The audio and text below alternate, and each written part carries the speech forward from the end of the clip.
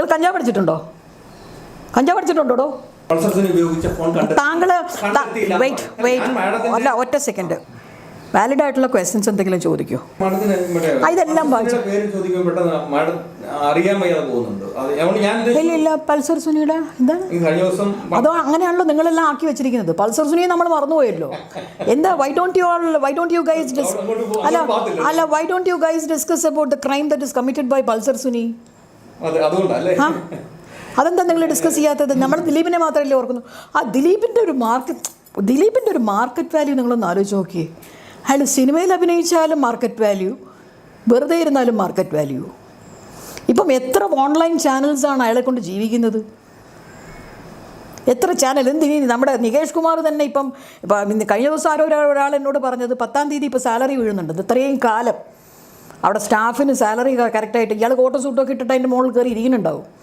പക്ഷേ സ്റ്റാഫിന് ശമ്പളമില്ല. എനിക്കറിയാവുന്ന എത്രയോ ഫ്രണ്ട്സും ഈ ജേർണലിസ്റ്റ് പിള്ളേർ, റിപ്പോർട്ടേഴ്സ് പിള്ളേർ അവിടെ നിന്ന് ജീവനും വാരി പിടിച്ച് ഓടിയിട്ടുണ്ട്. കാരണം സാലറി ഇല്ല, കുടുംബം പോറ്റണ്ടേ. കോട്ടും ടൈയും സൂട്ടും ഒക്കെ ഇട്ടിട്ട് ഇരുന്നാൽ മതിയോ?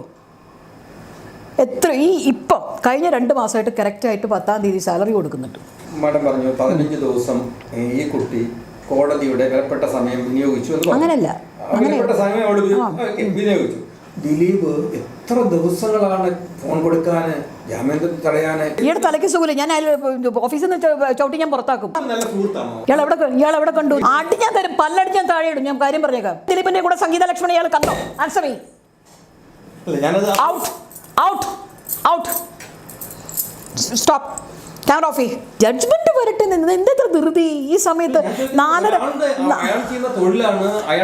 അല്ല, ഇത് വെറുതെ ഡോണ്ട് വേസ്റ്റ് മൈ ടൈം.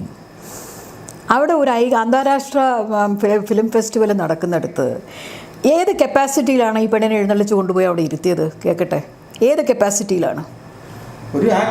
അല്ലല്ലോ അങ്ങനെയല്ല. എങ്ങനെയാണ് അതിനെ ഇൻട്രൊഡ്യൂസ് ചെയ്തത്? പോരാട്ടത്തിൻ്റെ എന്താണ് ആ വാക്കെന്താണ്? അല്ലല്ല, പോരാട്ടത്തിൻ്റെ എന്താണ്? നിങ്ങൾ പറ. നായിക ആയോ? She is only given the case. അതൊന്നും നമുക്കറിയില്ല. എന്തായാലും അല്ലല്ലോ, ഏത് കപ്പാസിറ്റിയിലാണ് വിളിച്ചതെന്ന് ഞാനാണെങ്കിൽ ചോദിക്കും.